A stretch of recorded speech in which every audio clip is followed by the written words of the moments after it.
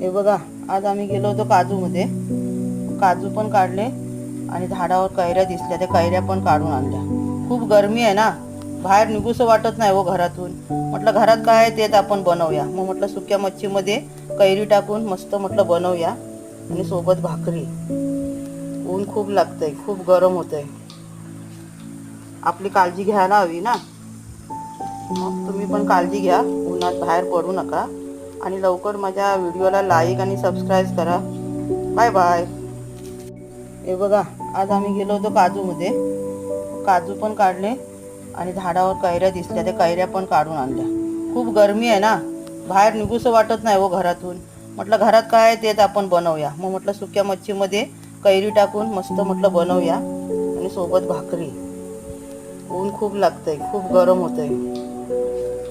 आपली काळजी घ्यायला हवी ना.